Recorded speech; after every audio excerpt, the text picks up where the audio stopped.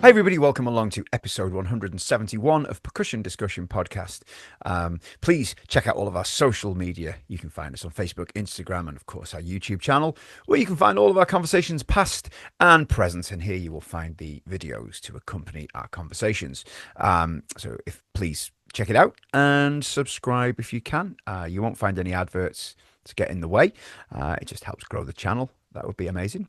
All of our conversations are available in podcast form, and these are free to download from your favorite podcast providers. So please rate and review if you get a second. Again, helps grow the channel, and that can only be a good thing. On to today's guest. The podcast is actually out a little earlier than it should be, with good reason. That the guest I'm going to be speaking to is over next week doing some masterclasses in the UK. So I thought, yeah, let's get it out and about. Let's spread the word, spread the excitement. So about this gentleman, Bruce Becker is one of the finest teachers and educators on the planet. He's worked for Drumeo. He's got 2 books of his own. He has taught some remarkable drummers like David Garibaldi, Tris Imboden, Mark Schulman, Daniel Glass, Glen Sobel. The list goes on and on. Drummers of that caliber going to Bruce for lessons tells you a lot about Bruce. He has played for some incredible people as well, including Ron Carter, Mike Stern, Russell Ferrante, again, John Abercrombie. The list goes on and on and on. And this guy is so enthusiastic and passionate about education. I can't wait to get him over for the masterclass. And also, I can't wait to chat to him about it. So without further ado, I'd like to introduce you to the wonderful Mr. Bruce Becker. Bruce, thank you so much for doing this. I appreciate it. Hey, thank you, Maddie, for having me. I appreciate it as well. Well, it's an absolute pleasure. Now, the date is, what is the date? It's the 21st of September, and it's 5 p.m. in the UK, and I'm guessing it's about 9 a.m. in Yeah. LA for you. Yes, sir. Yes, sir. Yeah. And the exciting news is now Just had the coffee and the breakfast, and the Pistons are flying now. good. I'm glad to hear it. Well, the exciting news for us in the UK is that you're making your possibly second, well, almost third trip over to the UK, but the first one actually doing what you do so well is you're delivering some masterclasses over here, which is very exciting for us. Yeah, this is the first time for delivering master classes. I have 6 booked in, one with you, one with Bob Wynn, a couple with Danny Rose, and then a couple over at Planet Drum with Elan.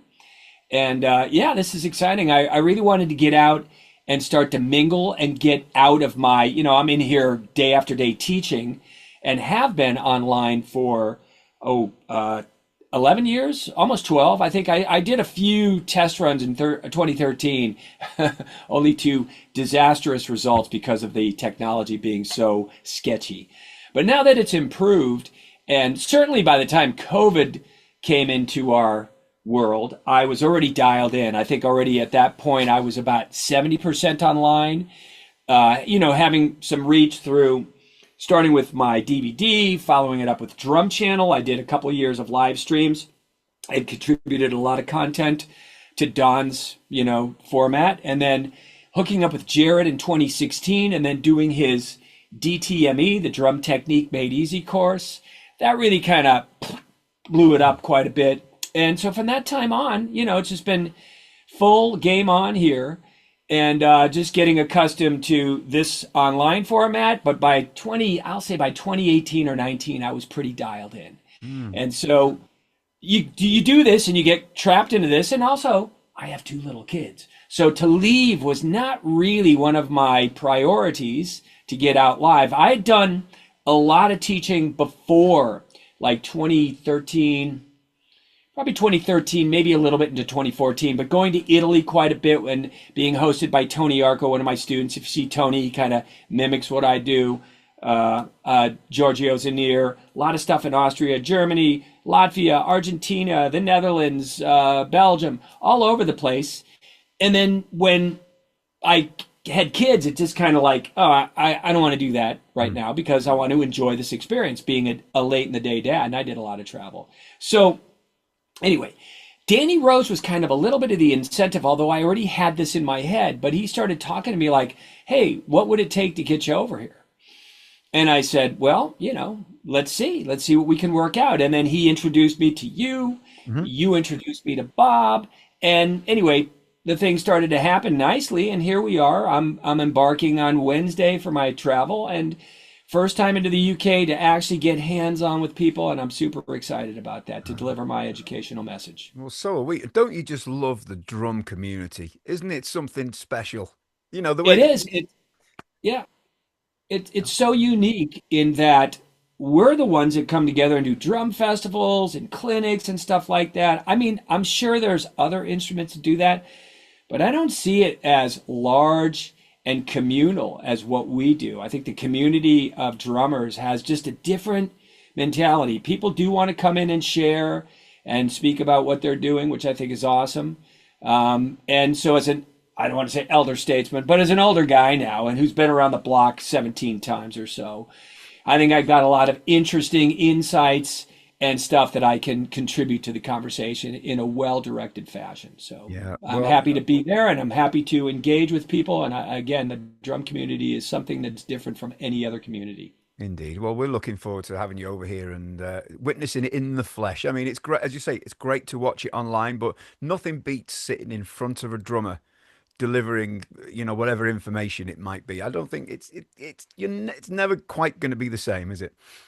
No, there's some kinetic energy that goes on when you're face to face. Now, I can really reproduce that really well in my environment here, but there's still that one subtle missing factor. I can't hit you in the head with the drumstick in the back of the head. No, just kidding. But you just have that ability to kind of move somebody's arm and shift and change. I had a current student of mine with me up in Seattle at the West Coast Drum Shop. And, he's been online with me. Now, he has had the fortune of being in the same room with me a couple of times. So we did have that exchange as well. But he really just said, wow, you really bring it when you're in that live format. And I get it now. And your comment of what I was doing with my hand, my interaction with him kind of really hit him right where you make the changes. And that's what it's all about. It's not just talking points. I have physical exercises that will shift and change the relationship of you and the stick. And that's the most important part. If you're going to change your neurotransmitter programming, there is a important value of putting certain, what do I want to say, considerations to how you're housing the stick and moving along in harmony with that. The problem is a lot of times is you're so programmed that a lot of people get stuck in like, oh, drumhead mode. Even that in my teaching case, I could still make a lot of great shifts and changes. As I work with somebody, I could tell them, don't think about it. Just do this as a task and move along. And then when you're done, go play your drums and see what happens. I actually have a guy who's in Wales. He sadly will not make it, but wherever he is, I think it's in South Wales. I think he spoke to me about it. He said it was too far. Yeah, Robert. Yeah, he's got like 3 big bands he's in, but he's an older fellow and playing, quite regularly with the big bands, and not too deep into my teaching yet. I mean, we're maybe about, I'm just going to guess and say maybe like 8 or 9 or 10 lessons, but he's already telling me, Matt, I'm seeing a difference, which I hear that from a lot of people. I don't want to overstate it, and I don't want to promise results by next Tuesday at 3 p.m. But that's how it works, and that's how I try to put forward my curriculum to make those shifts and changes and start to see a difference. Not that's going to be perfectly literal, but you'll notice conceptual differences in how you're playing and what you're doing with the stick. Wow. Well, I'll tell you what. Well, it could be life changing from a musician point of view, couldn't it? Spending 3 hours in your company. It could be. Doesn't have to be, but it could be. Absolutely. I mean, the thing that we contend with as an instrument, I mean, every instrument has a technical design to it, but we're using our whole body. So, there's a seating posture, there's a general holding the stick posture and a movement posture. And when you start to open up the technical fluidity, you can probably unlock some of those doors that you found that you couldn't get through to fine tune your musicianship and maybe, find that next level and that next level a little easier because, it really, you can say, well, play that paradiddle. And if you redundantly play that paradiddle, but it's not I'll do the Freddie Gruber. It's not what you do, it's how you do what you do. And so when you break down and understand the dynamics of that, that can be a radical shift because suddenly you're not plagued with, I don't know how much longer I can sustain this 2-note, 16th note molar groove before my forearm falls off. And another thing that Freddie put forward that I'll say that I when I heard it, I kind of, it zinged me, and I went, oh yeah. He'd say, Bruce, what you think you see ain't necessarily what it is. And I was like, oh, interesting. So, you see somebody do something and it looks like something maybe different than what you're really, conceptualizing. So I can showcase a lot of stuff and you go like, well, that kind of looks like that guy over there. Yes, it does. But there's an inner workings that are going on that you're maybe not privy to, that is perhaps preventing or putting the lock on the door that's not getting you through to that other level of what you want to do. So anyway, in our design of this instrument, it's all technically driven, and there must be considerations to that physical nature of that. And of course, we all know you got to keep sticks in your hands to keep it growing. So if you don't, you're going to, what do they say? You don't use it, you lose it. Mm. You got to keep it going. And so I have a lot of little games and building blocks, and some of them, I just call them forever exercises. You don't stop doing these. Just what it is, Yeah.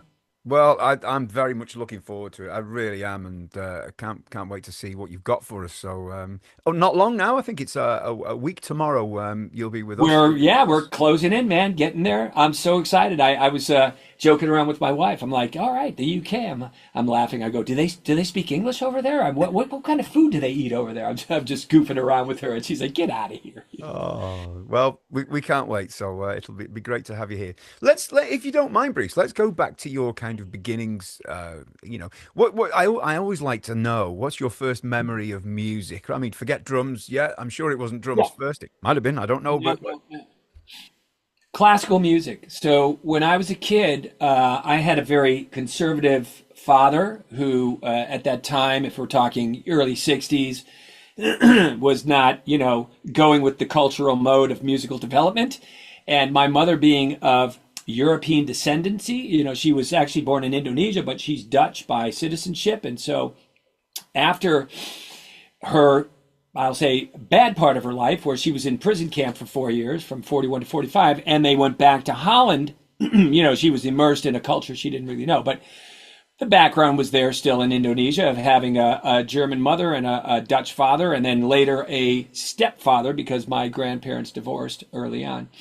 So anyway, that suffice it to say, I was immersed in classical, and my older brother, who's 4 years older than me, was playing classical piano. So, we were hearing Chopin and Beethoven and Brahms and Mozart and all that kind of stuff, in a regular fashion. And I remember my brother, when we had the little toy set, Tinker Toys. They were like little thin sticks, and you had these little round things, and you could build little whatever. We used to build planes because we were really into planes because we traveled a lot. And David would be sitting, this is my younger brother, be sitting and conducting in front of the big stereo console, these large units we used to have.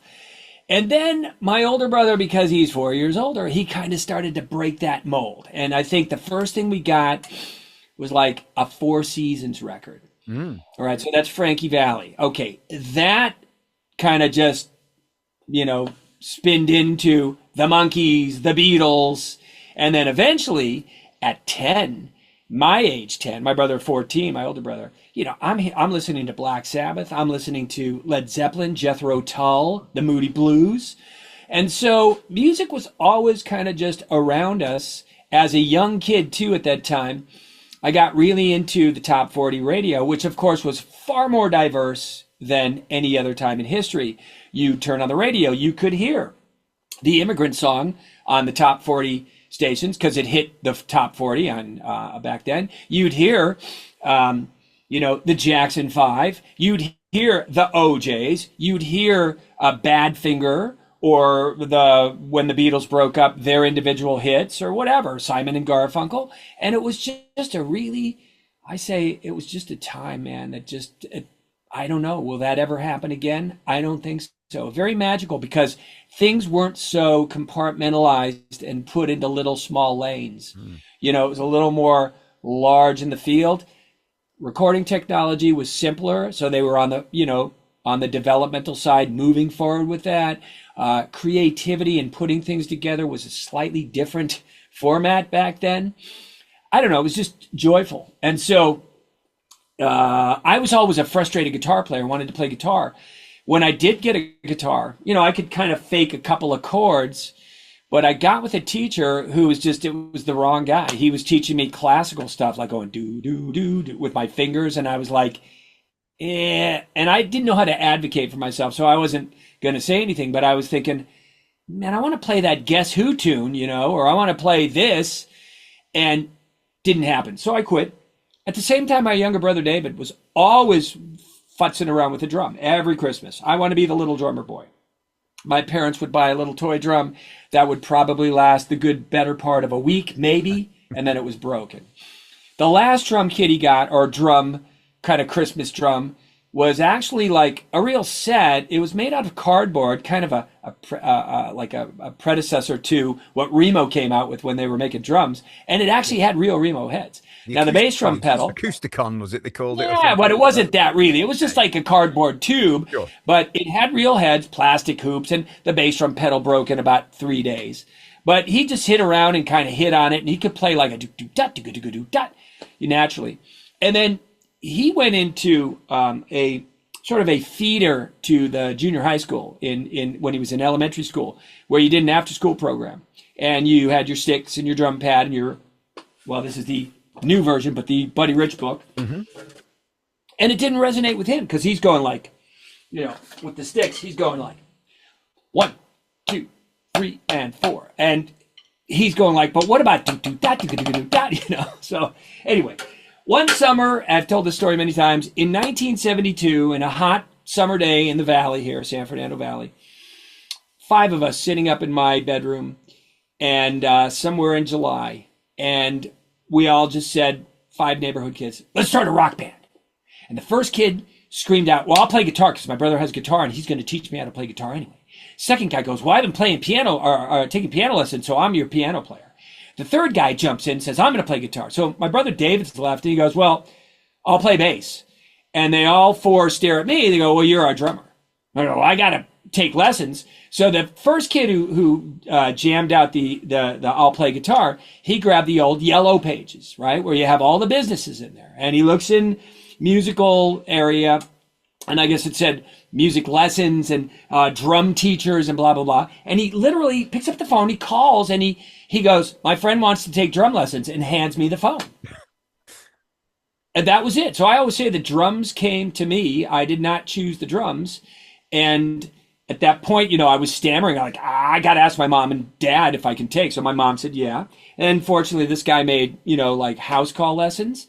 And my brother David already had the Remo practice pad with the Regal Tip 2Bs and the Buddy Rich book. And my mom and dad said, okay, you show us you're serious for a year and then we'll talk about a drum set. So in my head, I was like, that's no problem. I'm patient. And did that. And a year later, I got my drum kit. And then it was just, steady, what do you want to say, getting involved in the music program in junior high school. I was in the high school band in 10th grade, marching band, jazz band, concert band, but I got kicked out. And that was not for any lack of musicianship and stuff like that or interest, but the musical director was just not my kind of people, as Buddy Rich would say. And I got kicked out because I was the last rabble-rouser. Like, everybody would razz the guy, and I'd put in that last little exclamation point zinger that would blow his brains up. And so I was the, sort of the scapegoat. Like, you're out of here, And I had no desire to grovel to get myself back in.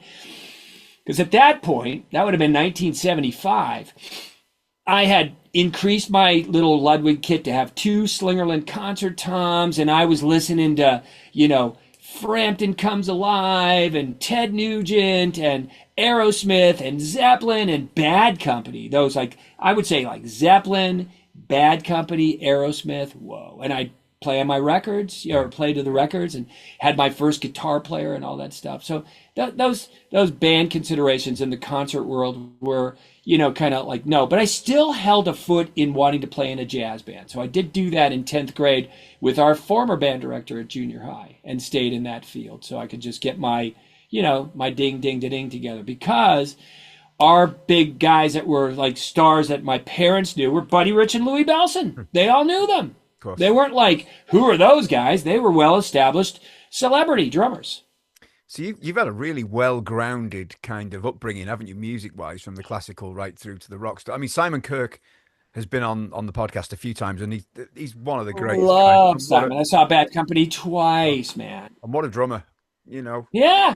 Oh, You beautiful know, a touch. lot of people don't know if you go back and listen to the early Free where they were doing a lot of blues tunes. He's a badass blues drummer, Mhm. man. He had that whole, I always talk about the blues scene in the UK of the 60s that, like spawned off like all these great players like Clapton, of course, but Peter Green and Yes. Mick Fleetwood and Jeff Beck and Jimmy Page and all their embracing of blues roots and stuff like that. And Simon's one of those guys. Of course, Bonham was one of those guys. And it's just tremendous how much they absorbed the realness of the blues on their end because they were so hungry for that. It's just amazing. And that guy, when I heard the Free recordings with Simon, this is several years ago when they were doing like re-releases and stuff, I was like, who would have known? I knew Wishing Well and All Right Now. And of course, I knew all the Bad Company stuff, which had that bluesy, great feel that he was able to just put in there so effortlessly. Oh, just a wonderful. Remarkable. What's Yeah. even cooler, he'd have been not going to work very well on the podcast, but on the YouTube it'd be fine. He'd been playing one of these beauties as well. Oh, nice. Yeah, the old the Heyman Vibrasonic in gold, in that color as well, the gold ingot. So that's quite cool. Wow. How old is that, Maddie? That I think is a late 60s, that one. Wow. Yeah, it's late 60s. And it's in remarkable condition as well. So I might bring it along to the Okay. so you can play on it if you like. See what you think That'd of be it. nice. Yeah, sure. So yeah, and obviously it's a very well-known fact that you've studied with Freddie Gruber for a long time. How much further down the line did that happen? That came, if we look in timeline, it was pretty early on. So I was kind of lucky. I was always like, and I've told this story many times, but just like a technically inclined kid. So whether it was baseball, I was enamored with watching the batting stances and the performance of pitchers in the major league and really watching carefully. At a young age, I started to ski at about 11, and I was watching everybody's technique when they were skiing. And I actually had the good fortune of my first 2 years of skiing were spent in Austria. And one year, for about a week, I was the only guy in this guy's class. I had a personal teacher because there were no other kids or guys that were my level. And then suddenly there were. And there was maybe just a few. But that really opened my head. And again, I just got really into the technical element. With drumming, I had reasonable facility. But, I had this desire to no, you got to have great technique. And if you have great technique and blah, blah, blah, it just was in my head. So I'd heard the name Freddie Gruber from a few different sources. And at one point I called up and I was probably 18. So that's not too far after I started playing drums. If it's 72 when I started, it was 77 when I called up Freddie. And now I remember this because when I called up Freddie, he'd run you through the whole ringer on the phone. Like, hello, who is this? Yeah, it's Bruce Becker. I want to take some lessons with you. How old are you? And I was probably 18. So he said, 18. I don't really teach kids. And he started going into this whole diatribe. Who are you working with? And I working? I'm a kid. I'm. But anyway. So I kind of got a little frustrated and I just said, well, if you don't have time to teach me, then whatever. And I hung up the phone. So I have a longtime friend who I know even well before drums, who when we knew each other as kids, we had a relationship of listening to the Monkees records. And then several years later, when I'd moved back to LA and we got into the same school, he recognized my brother and said, we used to be best friends. And this young kid was Mark Schulman, great drummer. Yeah. And so I wasn't friends with him right away. Probably more around high school years as he started, because he was a couple years younger, but he was a young whippersnapper. And of course, with his great abilities at a young age, I was pissed. I'm like, who's this guy, man? Anyway, we became friends. And he told me oh, don't go to Freddie. I got this guy that studied with Freddie. He's even better. I go, okay. So I studied with this guy. but I still felt like this guy was pretty good, but I'm going to go back. So my brother tells me this. I don't really remember this for note, but David told me, he goes, no. You called Freddie up and go, Freddie Gruber, it's Bruce Becker. I'm ready now, like, because I had gotten my little 4 or 5 months with Rich Sandak, who was the teacher that I went to, that it kind of spurned me into like, all right, I'm ready. And I just felt like an immediate connection with Freddie on how he broke things down, even though it was cryptic. It was not easy to ascertain, like, always his clear messaging, because that's how he worked. He was eccentric, and he definitely utilized that eccentricity to his advantage to kind of bring people in. Murray Spivak had that. I think if you went, Jimmy Chapin was very eccentric. Henry Adler, that's that old school. I don't know if that's going to fly in today's world. It was like of yesteryear. I don't think it would. No, people don't have time for that. So, you could be a wise guy and kind of beat around the bush. It's not going to fly. No. So anyway, I hooked up with Freddie and kind of went fairly steadily for about 7.5 years. A lot of different things happened. So I did go on the road for a little bit in 79, but anytime I'd have a break and come in, I'd check in with Freddie. And in 84, like in the middle of 84, my brother and I had done our first tour of Germany, which led to a whole bunch of college gigs and then eventually getting us a record deal with MCA on the jazz side. And so that's another story. But in that time period, I'd always check in with Freddie. And by 86, 87, I was like a real go-to guy. Even when I was a kid, he'd have me play for people like right away, doing like a Ted Reed, his breakdown. And he'd go, play for this guy. And I'd go like, okay, I'm just playing the exercise. He'd go, stop.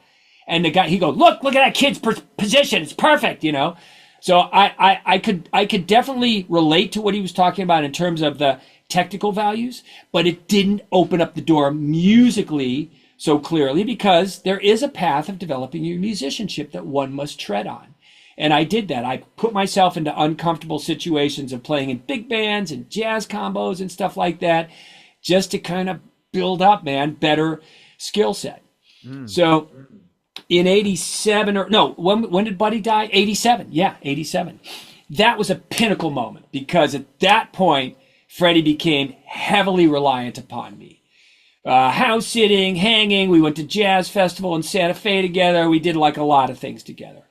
And I was just, doing my travels with my brother, putting together our records. Of course, to get a compliment from Freddie wasn't easy. Here would be a compliment. On the very, before Freddie died, now I had a little breakup with Freddie in around 99. And that was just because he was just too far overreaching in my life. So after about 22 years, it was like, sorry, dude, that's pushing the envelope too much.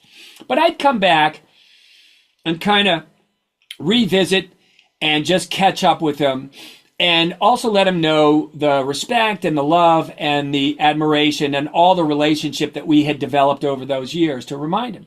But in his last year on the planet, he wasn't feeling so good. But my brother was playing our current record at the time. I guess I don't remember if it had been released yet, but he was playing a track, and Freddie was kind of little, just not feeling good.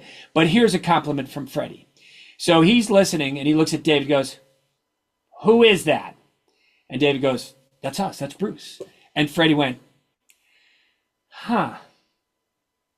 In that huh was a whole statement I can't even tell you, knowing Freddie so deeply, of, all right, because he was never one for a big compliment, but those little cues you could read through the lines, I got to know him so well. I knew every point of where he was going with stuff. And that's probably another thing where I had to shake myself away from that as well, because it got a little tedious after a while.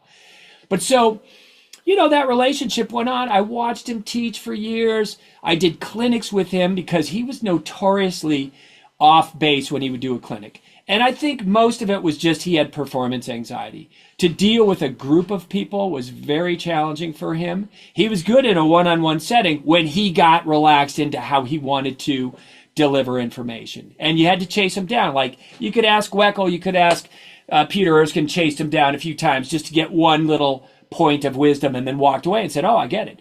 The point is that it was always on Freddie time. when he was ready to deliver. And in a clinic setting or a masterclass setting, it might not be Freddie time. And so I was there to kind of pick up the pieces and showcase a little bit more of the physical design. I don't think my verbal rap was so together. My conceptual rap was, but you have to talk about it and teach and put it into, you know, a substantive way of bringing it forward to other people so they get it. And so, you know, I was already kind of working on that, but that became really a focus around 1992 and 93. And that's about the time we did those clinics together. And I say we did 5. 1 out of the 5 was a pretty good one. I have it on video, but my brother had a shaky hand with the camera and he kept fading it out because we had a battery issue and we were kind of worried about battery, but I wish he didn't have the shaky hand. But I've put it up there. Some people will be very dismissive because they'll go, oh, he's a charlatan.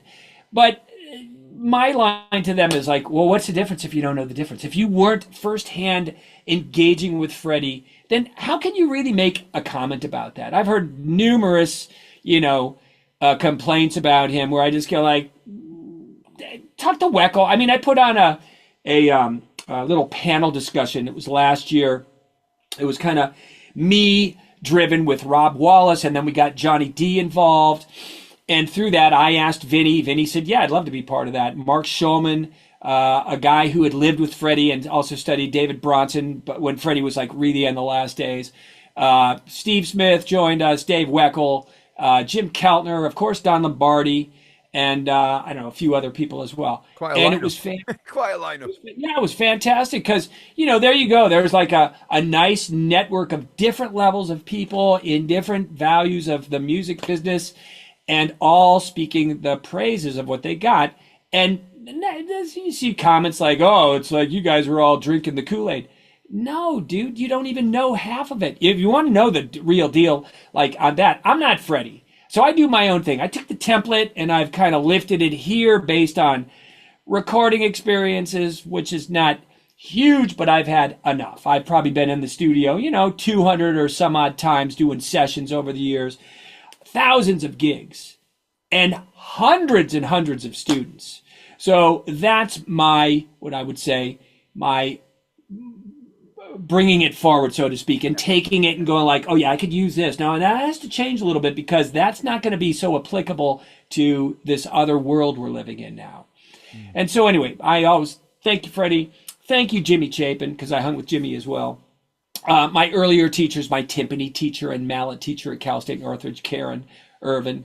The guy I studied Latin percussion with, Jerry Steinholtz. Even Hank Belson, my first teacher, Bill James. I all nod a hat to them because they all gave something that I found very practical in the way of disseminating information and putting it forward. And again, it's not just about looking at the book and doing the paradiddle, but with Freddie, there was a design. With Jimmy, there was a certain design as well to get the Moeller method together. I have my larger wrap and insights to that, what I think can be of value to people of any level, depends on. I mean, if somebody's not interested in having the conversation, then I say, okay, no worries. I'm not here to sell you on anything.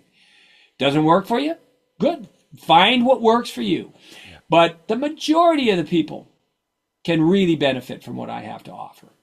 Well, as I say, I'm looking forward to it. And you know, I was going to ask the question: would you be the drummer you are today without Freddie's lessons? Would you be the same?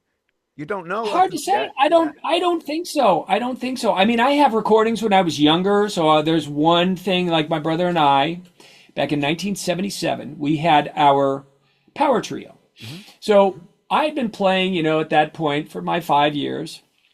And the year before, in the summer of 76, I took a little 2 weeks to go and visit my cousin up in the Northern California area and hang out, who I still am in touch with all the time. I just saw him in Seattle. He came down at the airport before I'm flying back to LA, and we hung for a good 45 minutes or so. And it was just always very cool because we always had a good connection. So I went up there. My good friend Jim and my brother David decided, unbeknownst to me, that they were going to go to one of those catalog places where you could buy like a cheap guitar and a bass. So Jim buys the bass, David buys the guitar. I come back, hey, we bought a bass and guitar, man. We're going to be a power trio. That was really set into stone when in December 1st, 1976, I saw a little trio from Canada by the name of Rush opened for Ted Nugent. And I went, oh my God, who are these guys? And my brother David said, we got to be a power trio. So roughly a year later, not even a year later, David could play pretty good, and he wrote some songs, and my friend Jim could play bass pretty good. Now, both of them had played brass instruments in the jazz band and in the concert band, so they did have a musical background. But it was great. We did a demo. I have the demo. The one thing we didn't put into good consideration was our vocal arrangements. So we were kind of like last-minute Larrys on the vocals to a degree, which they're okay. But the rhythm section stuff, man, we nailed it. Sounded really, really good. I mean, for kids, if I play it, I'm not embarrassed at all to play it for anybody, because you'll go, wow, you were 17 or 18? That's great. And it was definitely Bad Company inspired. But I'll say this. My love for Chicago, Danny Serafin, my love for Louie and Buddy, I still kind of sound like a jazzy rock player a little bit. Like there's a little jazziness to my whole approach. But as far as like where would I be without Gruber? Hard to say, but he opened up a lot of channels for me to kind of bring in and process the things that brought me joy in music, which were Jack DeJohnette, Elvin Jones, a drummer that maybe not a lot of people know, John Christensen from Norway. We all know John de Christopher. Yes, no. I love Johnny too, but no, John Christensen. You still love him. You know, Johnny D, man, I know him when he was with DW back in '86. This snare drum here was from Johnny D. This DW. I got this in 1987 from him. He picked out the shell. Amazing. And I love this drum. Anyway, guys like John Christensen, who else? Bob Moses, Adam Nussbaum with the early John Scofield trio, Peter Erskine, always on various levels. I always followed Peter very closely. And it just made it seem like it was more accessible to me, you know, in terms of like having facility and being able to process it and kind of putting it into the computer and going like, okay, well, I hear the rhythm.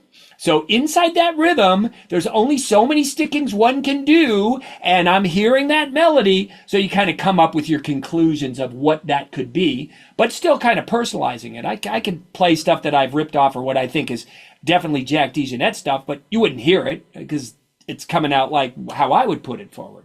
But I think that was one thing. And I'll definitely say this. I think Freddie did help me to find my voice in how I play. Yeah, that's interesting. And also, how far along your career was it before you decided, you know, you wanted to put quite a lot of effort into education and, you know, into being a teacher and motivating yourself? Because, you know, some people know early on. I didn't. For me, I teach a few, but it was kind of later on when it happened for me. I'll go back to what I was talking about earlier about being technically inclined and interested, like in baseball or tennis or skiing. And my younger brother David, like if you put a baseball in his hand and told him to throw it to you, it would go anywhere but to me. It would go over there, it would go over there, it would go over there. And so I would go, no, dude, you got to throw it like this. You got to follow through, you know. And so I would be already in this mode of like, I'm going to show you how to do this. And so I think by the time I was 16 or 17, I already had a couple of students in the neighborhood. And there was something, I don't know, something I projected because people, like the neighbors' parents had like some faith in me that I could perform a task and be responsible. I don't know what that was because on the side, I was a real wise guy, but I could do that with the parents. Like I'd take care of somebody's lawn or I'd babysit their kids at a younger age. But so I had a few students. By the time 81 rolled around, Mark Schulman was teaching at the music store that we all studied at with Henry Belson, Louie's brother. And unbeknownst to me at that time, Freddie Gruber started his teaching career really there, which I started. That's where I started. So Mark Schulman didn't want to teach anymore. I think he was going on the road, and I had subbed for him. And I think I might have even subbed for our friend Scott Klein, who taught, I think, even before Mark. And Mark said, hey, man, you want to teach at the music stop? I'm like, sure. So that was 82 or 81. And I was teaching 4 days a week. I can tell you the schedule. Monday and Tuesday, 3:30 to 7. Thursday, 3:30 to 7. Saturdays, 10 to 1:30 or something like that, half-hour students. One of my early students was Glen Sobel. Well, I took painstaking efforts to really build up a curriculum. So I was regurgitating what I had gone through with Freddie to a degree. I didn't have it really in a template where it was truly mine, and I had design and off-ramps and ways to go around to get somebody to respond to the curriculum. But I did have it. In fact, I think it was about 10 months ago, I was at the wedding of my good friend Dave, another drummer. We used to play in a Grateful Dead tribute band together, and no better drummer have I ever played double drums with than him. And he's not a schooled guy. He's just got a feel. Mm-hmm. And we have a way of playing time. I've had multiple people look at us and go like, you sound like one guy, which is awesome. Anyway, we're doing this wedding. He's doing his wedding. There's a guy there who's good friends with him. That was my student, John. And so John, he's getting back into drums, and he bought this cool kit, and he's always been playing a little bit, but he got a cool deal on some kit. And he's like, yeah, and I'm pulling out the old books. And I go, those are manuscripts from when I was teaching you? He's like, yeah. I opened them up. There's my writing from like 1982. Wow. I'm laughing because I'm looking at it. I could have written it yesterday, Maddie, and it would have been the same writing and the same way I would frame it out, like doing a rock pattern. It's hilarious. So by that time, because I had the little bit before the actual teaching position, a penchant to want to share and teach somebody to do something, I had it. And I ran those two paths because I was really, working on my musical path with my brother David. I did a lot of different things. Like I was playing in a casual band that's like, what we call a tuxedo band, where you're doing like this. Back in the day, what did we do? We played bar mitzvahs. Mm-hmm. That's unheard of. You'd never play a bar mitzvah. Now they'd get a DJ. But we played all the classic rock for the parents, Beatles, Stones, Three Dog Night, whatever those hits were. And for the kids, we'd learn like the new stuff, like we'd learn the new Devo song or the new Cars tune or the whatever tune. And we worked about 75 dates a year. And so I was doing that. I was teaching. I was going to school. I was in the big bands. I was constantly doing stuff. But I knew that I had a real joy for teaching. And so I knew that these guys were going like this. And as I kept walking forward, especially into the 90s, when I got that position at this now defunct school in Vienna, Austria, I went like, yeah, man, one day this is probably going to surpass that. Because I know that it's hard to run both paths really well. And my playing schedule after my daughter was born just kind of went like this. And I didn't stay on the phone and start calling up people because my visibility, because of my DVD and my drum channel performances and then eventually Drumeo became bigger. And I already had that kind of in my head. And the playing just kind of went, and the teaching went, it was like, okay, we're over here now. So with that being said, I do want to get back to the playing side of things. So I'm starting to address that now. But that teaching thing was always strongly ensconced in this brain of like, yes, I've got a message. I want to put that forward. I want to carry on the things that were gifted to me with my spin and my experience. I put a lot of factors into like all the playing and all the gigging and, problem solving that I did for myself. And I put that all into my students. I feel like I'm a problem solver. Now I have a curriculum. So it's not willy-nilly. It's not like you come to me and I go, hey, man, what do you want to work on?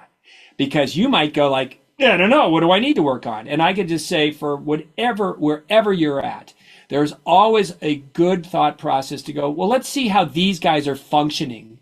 And these guys are functioning to set a course to go like, all right, now we can get to this conceptual mode of where you want to take it. Because if this isn't working, you're going like, well, I want to build up better independence, and you're going like ding, ding, da ding, ding, da ding, harshly, that's not going to get you to that other level. It's hammering. We don't want to hammer. We want to finesse and play the instrument. It fascinates me, this. It really does. And from a personal point of view, when I've been teaching and I have a situation like that, for example, somebody hammering out a jazz ride pattern.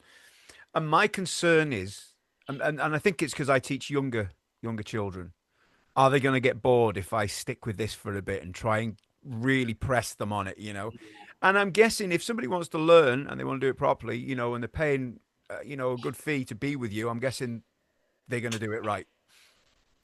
Well, you still get people who show up and the dog ate their homework. Yeah. It's just the factor. It's human. I mean, you could yell at somebody, you could humiliate them. I don't do that. I just matter of factly go like, you practice, you get good, right? Nothing comes from doing nothing. Yeah. So plug in, man. Just punch that time card in.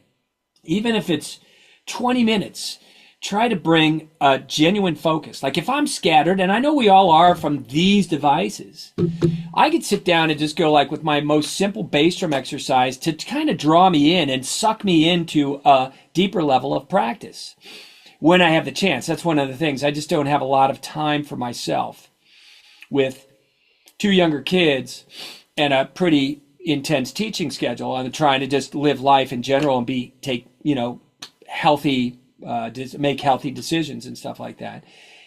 Takes time. And to sit and practice is not something I always have the time to do. If I do generally try to plug in and be real focused and go, oh, okay, yeah. But there's things that I share with my students that I can't do. And I'm not there to showcase and go like, look at me. I'm helping them develop a texture of what they can do. I'm not worried about like, what am I doing? Who cares about what I'm doing? I mean, yes, you want to have confidence that I know something that I'm doing, but in the general sphere of things, I want to push people beyond what I have. I don't want to sit and go like, well, no, you shouldn't be better than me. No, I want you to be great. I have a student that's been studying with me for almost 10 years now. He's an adjunct professor at Wichita State University in Kansas. And he pushes himself all the time in practices. He's got a full teaching schedule, and he teaches the adjunct jazz drum studies department or jazz studies at Wichita there for their jazz program. And he's always showing up, and he takes care of business. And sometimes he goes like, if I go, because we worked on like a bunch of different snare etudes, and we've been working through the De La Cluse book, which is really challenging. And those are projects. They don't take one lesson. And I'll go like, how's De La Cluse? And he'll go like, not really ready to perform yet. Or I got the first 5 lines really solid. So, that stuff. But we're doing other things that I put together a conceptual approach to a rock system approach that Freddie Gruber had years ago. And I've used it on and off, but I've more recently introduced it. And his contributions, my student Steve's, have been phenomenal. And I went, oh, we got to write a book. So we're going to work on this project for that to be a book. And, amongst other things, I mean, I've done 2 books, The Ultimate Guide to Syncopation and My Puzzles, Rhymes, and Riddles. And before that, I put out a DVD back in 2013. I'm actually, with the book thing, I'm not going there. I have a bunch of courses I'm going to release in 2026. So I did start in thought and theory of a book. And my former student, Tim Carman, great drummer, who's working in that band. I can't remember now. He worked in a band called GA20, but they've splintered off. They got a new name, and he has a trio called Parlor Greens. Just a lovely guy and a great player. He's really good because he's written some books. If anybody knows the book Phillyisms, that's by Tim Carman. Or Haynesisms, that's Tim Carman. They're both available on Hudson. The Phillyism, Breaking Down Philly, the Haynesism, Roy Haynes, and he's got a few other books. But he's masterfully put together what was going to be a book, and now it's going to be a course. So through that identity of putting all these videos together and putting the manuscript together, I sent it out to a few drummers around the planet to check them out, to see what they think. And I've gotten some lovely comments. So those will be like what I would call the good, solid quality endorsements from a Glen Sobel, from a guy by Rich Redmond. I think we all know Rich. Fantastic guy, great motivational speaker, great player, great educator, just an all-around good dude. I got a young man who I always call the architect of modern funk drumming, Mr. David Garibaldi, who studied with me for a couple years, as a nice endorsement. And my pièce de résistance is Mr. Vinny. We all don't even have to add his last name. We all know Vinny. No, and sorry, you got me. Never heard of him. Yeah. He's a guy, he played with a few people through the years. He's kind of tore up the drum world a little bit. Anyway, I'm very proud of that they're standing behind, what they've seen and what I do with my work. And it's an honor, I've hung with without Rich. I mean, I haven't taught Rich, but Glenn, Garibaldi for sure. And I'll just say I've consulted with Vinny because I worked with him a little bit last year. Everybody now knows about his neck problem. I was just breaking down some things that I would be inclined to utilize for him, to have him take a look through that. And a great conceptual guy, of course, and great conversationalist. I mean, whenever we would get together in the Zoom format, it was just a blast. And I had reminded him before, because we had done shows together. My brother and I were opened up for his band early on in the early 80s, Dog Cheese, when he was with Joni Mitchell. And then he, and I reminded him, was a, sorry, I'll turn that on. He was a guest musician on our second record, because at that point, all these records had like lots of players, GRP, and this guy's on there and this guy. And my brother was kind of pissed because he goes, I got a trio, but the vice president of the jazz department said, you got to have some other players. And I licked my wounds. I still played on the record. In fact, I played on the tune that was the hit on the record for the new adult contemporary in the jazz charts. Right. But Vinny came in and played, and it was a nice schooling. It was very educational. Like, I wrote a chart for him. And I remember at the end of the tune, it had all these hits that were like in groups of three. So I did my Ted Reed syncopation style notation over the bar line and doing like da da da da da da da da da. And he's looking at the figures, going through the chart. And he goes, no, give me a pencil. Crosses my lines out. He puts like dotted quarters in 3/8 bars all in a row. And I'm like, what? Simplify. You know, so that was my first response. Like, what? And then I thought, then I processed it and went, oh yeah. People want to see things in a different way visually to get them to respond what you're doing. It doesn't have to be in one categorical written form. That's really, and that was a big lesson, Maddie. That really, like, I went, whoa. And then I was also enamored because just maybe about 5 or 6 years ago, my brother found the demo that we had done for MCA for that record back in '87. And our version of that tune, which was really burning, it was a live 2-track recording that should have gone on the record. Not to say that Vinny didn't kill it, because he did with Jimmy Johnson, but he listened to that recording because I know what he played, and I didn't think about it. But back then I may have recognized that, but years later you go, oh yeah, he listened. So he kind of went in, like, it wasn't like he was just a guy showing up and being yeah man, you know. That dude was doing like 3 and 4 sessions a day back then in the 80s. We talked about that. I go, man, that was a lovely experience for me, but you were busy. I remember it was the third of a day. He goes, oh yeah, I was doing like 3, sometimes 4 a day. You know. So anyway, once we rebonded, we just kind of hung via Zoom, and that's when I got him to commit to do the Freddie Gruber panel, which was about 1.5 years later or so. And I was really thinking about that too before I even met up with him again and started rekindling our past. And I said, man, Rob Wallace had his. I go, how do we get Vinny? And Rob's like, I don't know, man. Vinny's kind of a hard guy to pin down. I don't know if he'd really be interested in something like that. And then all of a sudden he just fell in my lap and it worked out. So like when we put together the Freddie Gruber panel, it was like everybody I wanted to be there was there. Like the Jim Keltner and the Don Lombardi. I knew Don would probably do it. There was actually a last minute like concern that Don wouldn't make it. And as I thought about it, I was like, well, we could do it without him. But when I signed on to Zoom and the Brady Bunch screen went on with all the squares and everybody there, and I looked up there and I saw Don Lombardi go, damn it, you needed to be here, man. It was perfect. It like put a good, tie or wrap to the bow, That's fabulous. I just want to hark back to your arrangement that Vinny altered.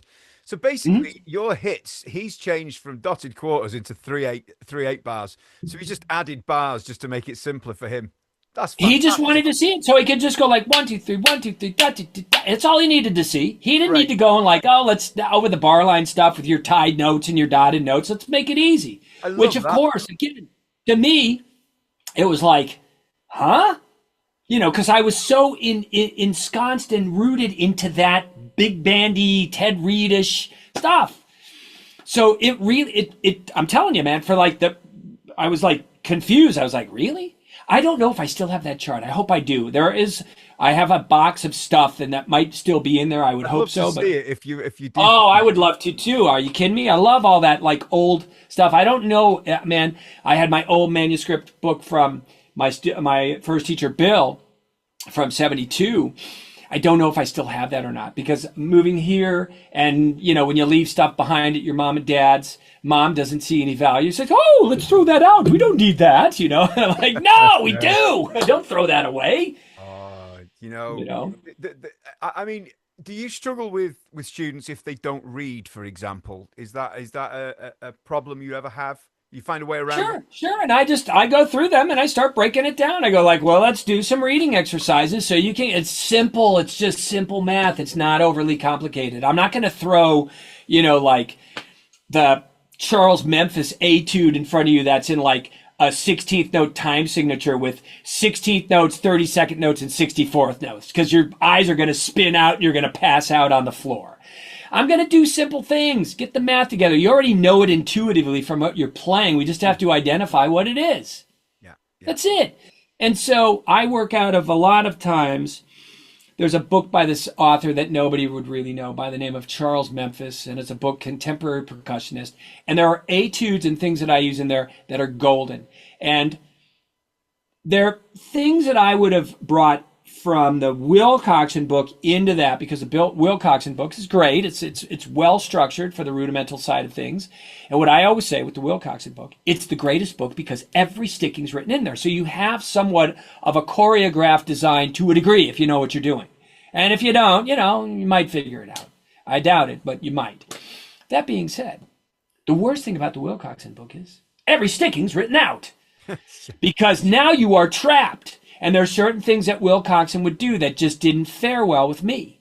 So when I got wind of the Memphis book from a former student who was also a former Gruber guy, he said, hey, man, this is kind of like Ted Reed syncopation on steroids. And I go, yeah? So when I got the book, this is about 25 years ago, I was like, okay. I didn't really get it. And then about 8 years ago, I used to teach the founding drummer to Earth, Wind and Fire, Ralph Johnson, who's still with Earth, Wind and Fire. He's in the front line now. He's been off the drum chair, but Ralph studied with me for about 4.5 years. I don't remember. And he liked to read through snare drum material. And he had asked me at one point, hey, did you ever hear this book called The Contemporary Percussionist? I go, yeah, I got that on the shelf. Why? He's like, they got some cool etudes in there. So we're going through it, and I'm going like, wow. This is pretty cool. And so I started to get inside the book, and now it is standard usage for me because there are some elements that I can really get somebody to carve into their rules, how they design and how they move through double strokes. There's some phrasing considerations. Not everyone is a golden moment, but there are enough things in there that outweigh the lemons. There's also some very great usage. Now, here's the other thing intimidating about that book. The first 11 studies are mixed time signatures.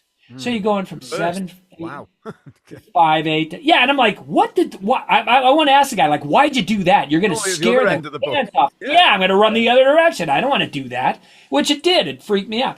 Now I've got a very user-friendly way of helping people build up a foundation that you can use for odd time playing that will allow you to feel the subdivisions and utilize that as a building block. How are you going to get really adept at playing odd time music? Go play it. Because whatever punctuation marks you use in a cool beat, hey man, I developed a really cool groove in like 1716. It's really cool. Yeah. Oh, somebody gave me a 1716 tune, but the punctuation marks are different. It doesn't work. So you don't pre-design. Yeah, you do a little bit to get inside it, but you also have to be flexible and know your subgroupings of 2s and 3s and how that works so that you have a better skill set of building a pattern that will work for the stress points of the song that you're working with. So you got to immerse yourself in that. I've had some opportunities to do some recordings with composers that did some really funny, weird, odd time stuff. So it helped me draw upon some concepts to be able to pull it in there. And what I always say is, thankfully, they call me back for another session, so I didn't stink up the room, so to speak. I didn't feel like I had, this freedom of movement. But again, those tunes didn't need that, but they needed good quality understanding of how to move into the different time signatures. Wow. So my brother wrote tunes that were on time in odd time, but he never wrote charts. So I just have to listen to the tune a couple dozen times to kind of go like, okay. Oh, but you know what that does? That puts you into mode of really playing the tune. Absolutely, yeah. It's Right? not You're technical playing the tune. exercise, is it? Then it's just music. You're playing the tune, exactly. And I always say that with everybody. Music is music. You got to be driven by what the tune offers. Whatever your technical abilities are, they're going to help you, but you still have to know the roadmap and the sensitivity and sensibilities of what you're doing in terms of music. And so, in terms of what I do as teaching too, I try to draw upon that realistic element of what I'm trying to bring from this and the concept of this in the laboratory and go like, yeah, but here's how you can apply it in a musical setting. Yeah. Well, look, Bruce, my appetite is well and truly whetted for next week now, and a week's time we'll be chatting in person, sitting around Exactly. my That's drum right. kit in a different room, and Okay. I shall look forward to it. So thank you so much for giving us an hour of your time. I really appreciate it. Maddie, thanks for having me. I hope I was able to kind of bring forward some of the thoughts, and I appreciate you indulging in my conversation or our conversation here and letting me ramble on, as Robert Plant would have sang. But I'm really looking forward to being there in Denby with you and being in the three-dimensional zone, as I call it, and bumping elbows and hitting pads together at the same time. It shall be great. We can't wait. Thank you so much, Bruce. Thank you, man. See you in a week. Bye bye.